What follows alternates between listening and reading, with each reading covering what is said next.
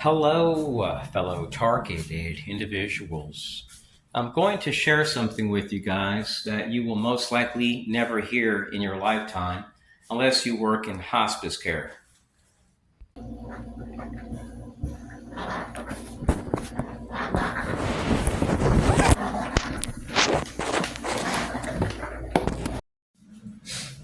What you heard, fellow TIs, is referred to as the death rattle. It's where saliva and mucus builds up in your throat, and when you're dying after having a stroke, a lot of people get that, even with medications to prevent saliva and stuff building up in there. And my grandmother, for 3 days, made those sounds. And when I would open the door, I would see her chest go up like this right here. I would wonder if her bones were going to crack. And she would go for 3 days straight, all day long, without opening her eyes or eating or drinking. It was like her body had detached, and she said her soul had left prior to doing that. And what was really weird, fellow TIs, is that before that happened, I felt this odd presence in the room, like a coldness in the air, and my body would get cold. Really weird. When you are a targeted individual, you're highly likely to have a stroke. And there are targets which have had strokes in their early 40s, 30s, and even 20s. And they jog, they eat healthy foods, they're athletic. It doesn't matter what you really eat when you're a targeted individual, how much you meditate. If you're under a state of constant stress and anxiety, you could be placed in a situation like that. So stay prayed up, fellow TIs. One thing which is really hard is seeing some of the objects in this room, because I took this to my grandmother's retirement center in Leesburg, Florida, called Her Stone. And the day that I brought that painting, I was confronted by a guy that worked for G4I Staffing. And then suddenly we were harassed in the retirement center, and my grandmother was telling me that people would treat her badly and ask her to die. Well, these same people that were doing this, fellow TIs, were tied to a black ops group through a staffing agency, which is located 30 minutes away from Langley, Virginia. And one day I pull into my grandmother's retirement center, and I see a punk, ex-Marine, banging on my grandmother's window, pulled off the road and got on the sidewalk. And of all rooms was banging on her window. A guy that's like 43 years old when she's 90. And my grandmother had no interest in men at that time. She's just an old lady. So I would take her out, and police would be called on us, and there was always somebody wearing a black suit or Jewish person present. We'd be harassed while eating food, while taking a walk at a lake. They would park next to our car, get out of the car, and stand facing right towards us, just looking right at us. So while we're looking at the lake, we're seeing a person just staring at us.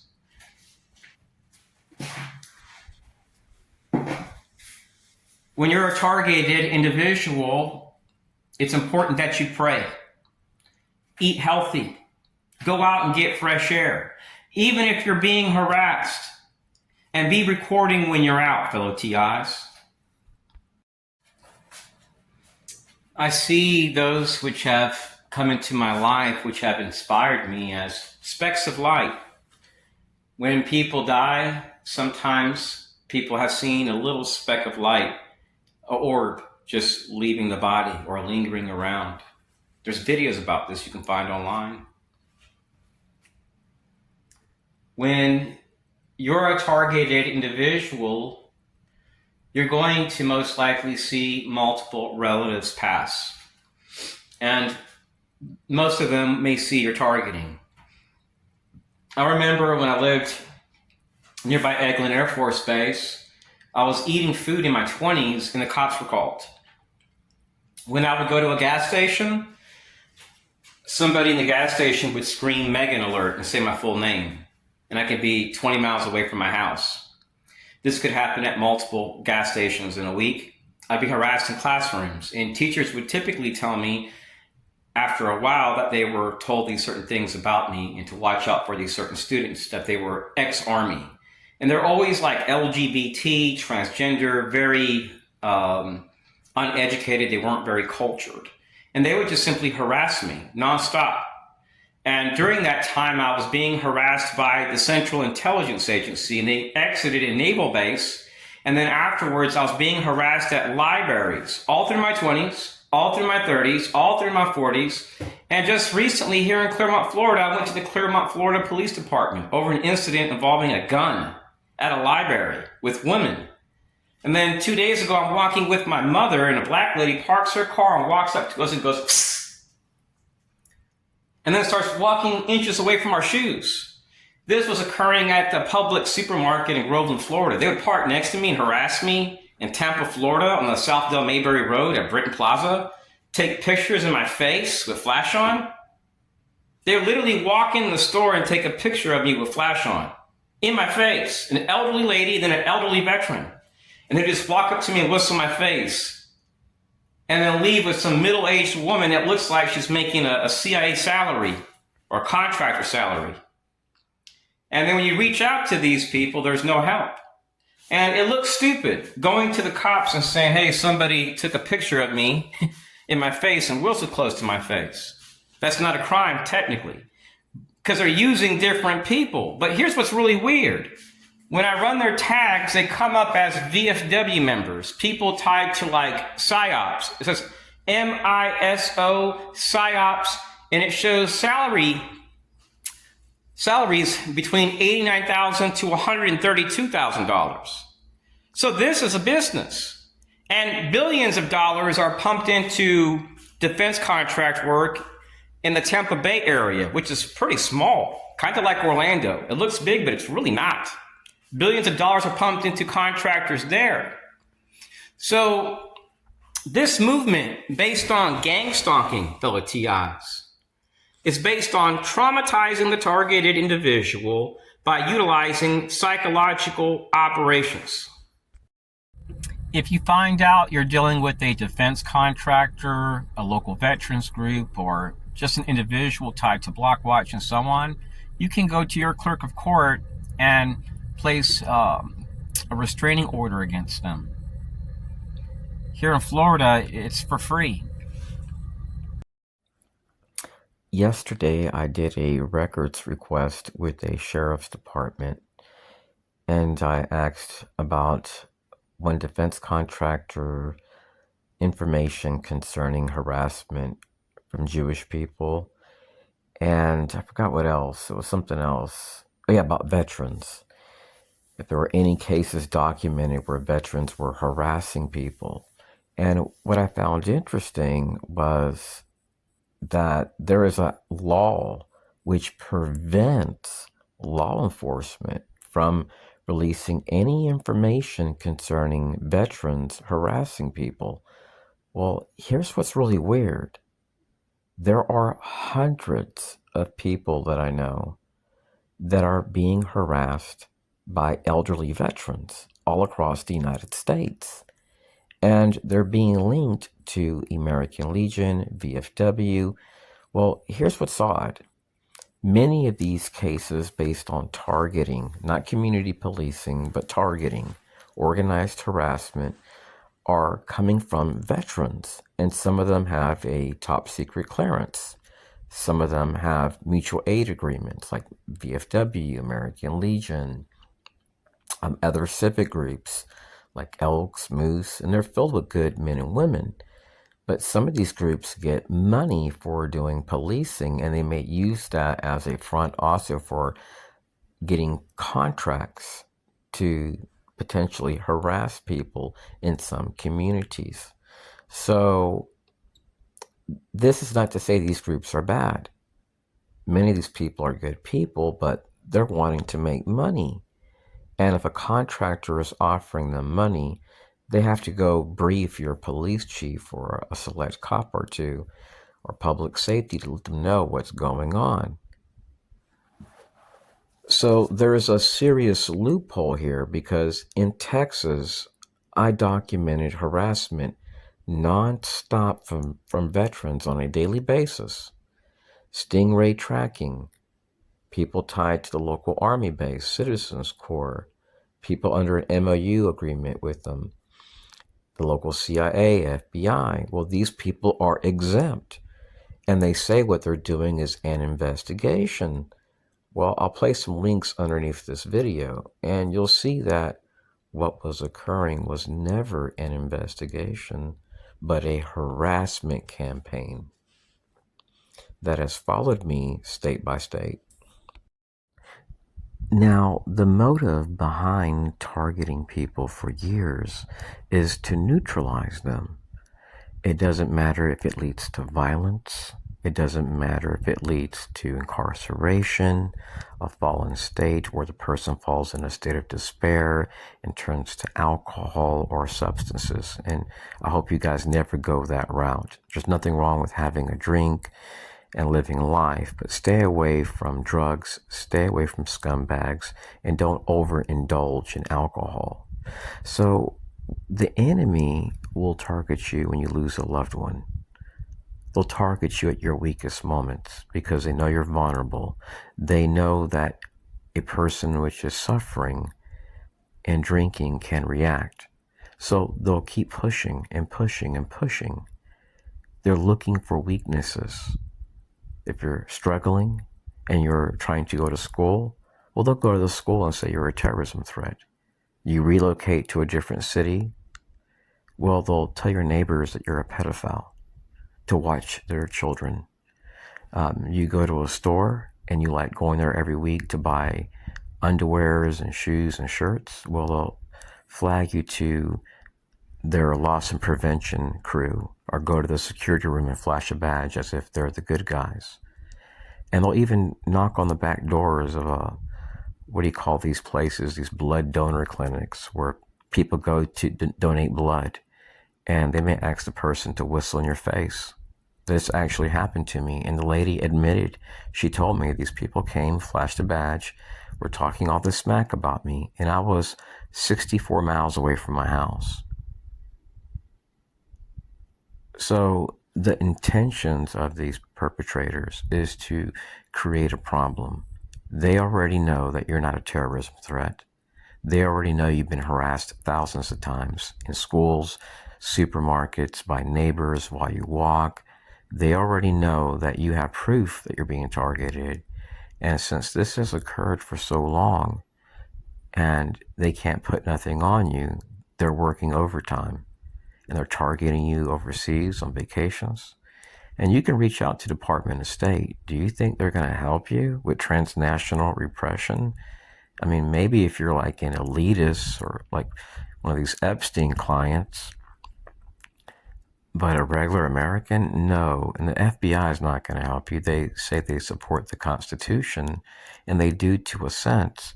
But if there's a law that says if a veteran is harassing somebody every day, they have to hide that, they're going to hide it. Our enemies, fellow TIs, try to create a sense of fear in the target's life by flagging you. And when you're flagged, you're confronted, and you're wondering why you're being confronted by veterans when you leave Clearmont, Florida and drive to Tampa, maybe take a pit stop in Brooksville, Florida to eat a meal with your 90-year-old grandmother that you're taking out to go sightseeing in Tampa or St. Pete. So what the enemy does is they essentially harass you and then call the police sometimes, or an emergency management partner, or a member of Public Works, Parks and Recreation, and just say, hey, we have a suspicious incident. A person in the area that's of concern, can you show up at that place? And they may even position themselves up ahead versus driving their car. They may just take a pit stop and just stare at you. A while back, I was walking in this area, and a cop was walking back this way, back to my car. He started driving at 3 to 4 miles an hour behind me. I don't know if that's the same guy, but it looks like it. And sometimes the perpetrators would just simply flag me upon arrival, and then I would be singled out and targeted by veterans. When you're a TI, don't be surprised if they make their presence known and just simply single you out. See, it's the police right there. And the same thing happened a while back here. And most likely they're checking me out. This has been ongoing now for about 7 years. See, Groveland Police Department. And this is not even the Groveland area. This is Clearmont, Florida. See? So a while back, I went to their police department, to the public safety office, to do a records request because I was experiencing harassment from local veterans, from the Small Business Opportunity Center. It's an incubator, and there's contractors there. It's funded by DOD. My car is over there. In that parking lot, it's the only car there. I'm out in the open. I'm not running, I'm not hiding. I'm very transparent. Well, I think it's that same exact guy in that car. One day I was walking back home, and I was walking right along the road. I've seen bikers and people jogging and walking, and he slows down to about 3 to 4 miles an hour, driving along with me. A lot of veterans are cops, and some of these cops have partnerships with veteran groups. And they may play it off as if they're looking out for you, when in fact, they're perhaps just singling you out. It's hard to say, because if somebody is truly helping you, they're going to communicate. Say, hey man, I'm just looking out for your own interest. I'm looking out for you. How can we help you? If you're not experiencing that, just assume you're being targeted. You're being singled out. Because what I documented there is not normal. And they're still there right now. So, if you're noticing that the state government won't investigate, it's due to state laws and federal laws. If you mention veterans, or if they even assume it's a veteran, they are not going to help you. If you go to the feds, they're not going to investigate.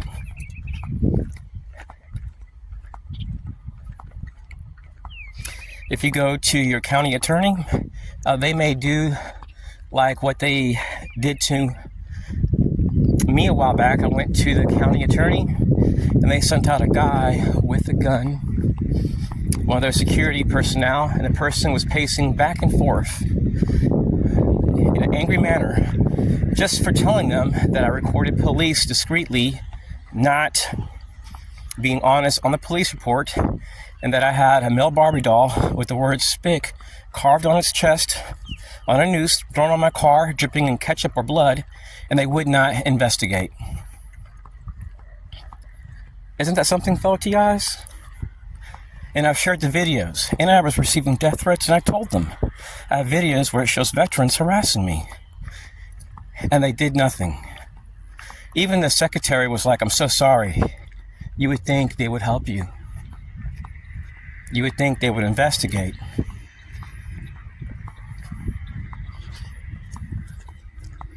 So when you're a targeted individual, you could be walking back to your car, and they may just park right over there. And as you're walking, they may just walk up to you and whistle, and then go back to their car and leave. Or they may park next to you and put blinds on their windshield when the sun is completely down, and be sitting in their car spying on you while eating. Or they may even go into a restaurant as a group and just single you out. Now imagine you're taking your morning walk with your family, and you see a guy park over there. And then he walks right up to you, right on here. And once he walks up to you, he whistles one time. And then he walks right back to his car, literally taking a 3-minute walk. And let's say the next day you come out here, the same thing happens, but it's a different person. Then the next day it happens, it's a different person. The next day it happens, it's a different person. Well, wouldn't that make you think, like, what is going on here, right? So the person with you may not notice these patterns, but the target does. because it occurs more when the target is by themselves. And then when you go with family, they may just see it one time. Let me give you an example. Nearly 98% of the time when I go to Aldi's in Clermont, Florida, I'll have a couple that will come with a kid. And it can happen on the second aisle, third aisle, it can happen in line. And they walk up to me and whistle, and then they leave. Well, that's not a crime, right? But you're seeing they're disrespecting you. They're doing a psychological operation. Whistling is normal. But if every time you go to a certain place, somebody walks up to you and whistles one time and walks out, it becomes very apparent that what you're experiencing is a psychological operation. And when I started running these people's tags and started seeing that they were listed as role players and surveillance workers, well, that pissed me off, but I never confronted these people. I'm not an angry type person.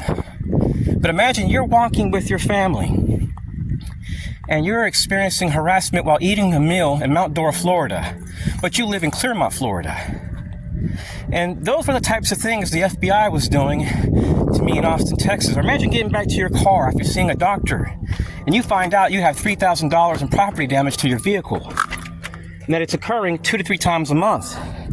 And when you go to the body shop, they tell you that this damage was done deliberately. And when you have a guy that's worked for an insurance company for 20 years and working as an estimator and has certifications in fraud detection and stuff like that, it makes you wonder, why would this person lie? Why would this person say this was deliberately done to my vehicle 2 times in a month or 3 times in a month?